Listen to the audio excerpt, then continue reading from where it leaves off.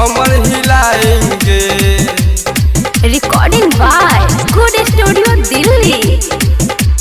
कमर हिलाएंगे। आ गई रंगों की होली, जाग गया है पूरा टोली, बजाएंगे डीजे पूरी रात। छोटकी बड़की भौजी आई संगे अपन बहिन लाई, कर लेंगे हम उनसे मुलाकात। आ गई रंगों की होली, जाग गया है पूरा टोली, बजाएंगे डीजे पूरी रात। छोटकी बड़की भौजी आई संगे अपन बहिन लाई, कर लेंगे हम उनसे मुलाकात। भौजी को नैहर से लाएंगे, होली में रंगवा लगाएंगे। रात भर डीजे बजाएंगे, उसी पर कमर हिलाएंगे, कमर हिलाएंगे, कमर हिलाएंगे।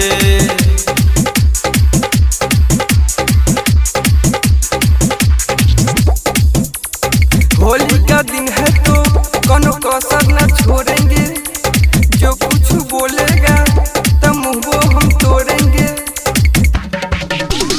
होली का दिन है तो कसर न छोड़ेंगे, जो कुछ बोलेगा तब मुँह हम तोड़ेंगे।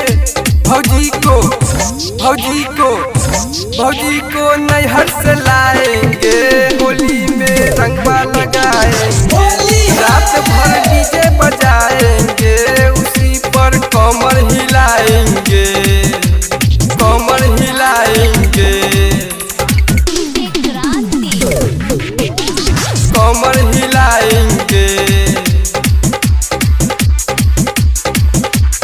राइटर सनिया संग मोनू को बुलाएंगे, संतोष साहू का गाना बजाएंगे। राइटर सनिया संग मोनू को बुलाएंगे, संतोष साहू का गाना बजाएंगे। भौजी को नैहर से लाएंगे, होली में रंगवा लगाएंगे। रात भर डीजे बजाएंगे, उसी पर कमर हिलाएंगे। Recording by good studio Delhi.